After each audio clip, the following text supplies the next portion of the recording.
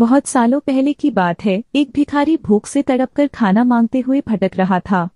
उसी समय एक व्यक्ति उसे खाने के लिए रोटियां देता है।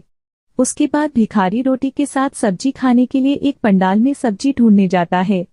भिखारी पंडाल के मालिक से थोड़ी सी सब्जी मांगता है, लेकिन पंडाल का मालिक उसे गुस्से में वहां से भगा देता है।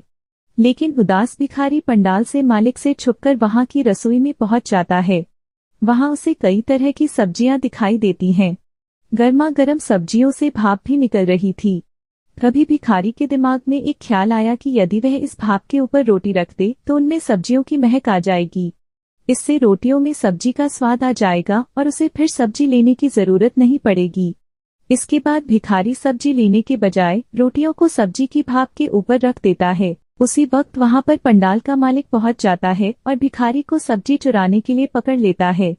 भिखारी उससे कहता है कि उसने सब्जी नहीं चुराई और सिर्फ सब्जी की खुशबू ली है।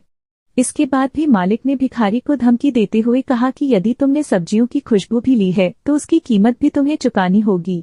भिखारी बहुत डर गया और कहने लगा, मालिक मेरे पास कुछ भी नहीं है जिससे मैं सब्जी की महक की कीमत दे सकूं। तभी पंडाल का मालिक उसे पकड़कर मुल्ला नसरुद्दीन के दरबार में ले गया। दरबार में मुल्ला नसरुद्दीन पंडाल के मालिक और भिखारी की बातों को ध्यान से सुनने लगा। दोनों की बातों को सुनने के थोड़ी देर बाद मुल्ला पंडाल के मालिक से कहते हैं कि क्या तुम्हें अपनी सब्जी की महक के बदले पैसे चाहिए। मालिक ने जवाब में हाँ कहा। उसके बाद मुल्ला ने पंडाल के मालिक से बोला, ठीक है, मैं तुम्हें तुम्हारी सब्जी की खुशबू के पैसे दूंगा। ये सुनने के बाद पंडाल का मालिक बहुत खुश होता है। फिर मुल्ला नसीरुद्दीन ने मालिक से कहा, सुनो, तुम्हारी सब्जी की खुशबू की कीमत मैं सिक्कों की खनक से अदा करूंगा। इतना कहते ही मुल्ला अपनी जेब से सिक्के निकालने लगते हैं और अपने हाथों में लेकर खनखनाने लगते हैं। उसके बाद सिक्कों को अपनी जेब में वापस डाल लेते हैं।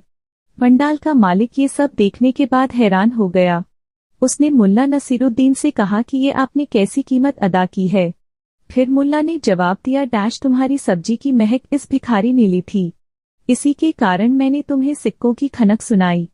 अगर इस भिखारी ने सब्जी चुराई होती तो मैं तुम्हें ये सिक्के जरूर देता। मुल्ला की बातों को सुनते ही पंडाल का मालिक शर्मसार होकर वहां से चला गया। उसके बाद भिखारी भी अपने रास्ते वापस लौट गया। कहानी से सीख। मुल्ला नसरुद्दीन की कहानी खुशबू की कीमत से हमें ये सीख मिलती है कि हमें हर मुसीबत को हमेशा बुद्धि और चतुराई के साथ हल करना चाहिए, जैसा इस कहानी में मुल्ला नसरुद्दीन ने पंडाल मालिक के साथ किया। कहानी अच्छी लगी हो तो वीडियो को लाइक करें, शेयर करें, कमेंट करें और हमारी कहानी आप तक पहुंचे इसलिए चैनल को सब्सक्राइब करें और बेल आइकन को दबाना ना भूलें। कहानी को सुनने के लिए धन्यवाद।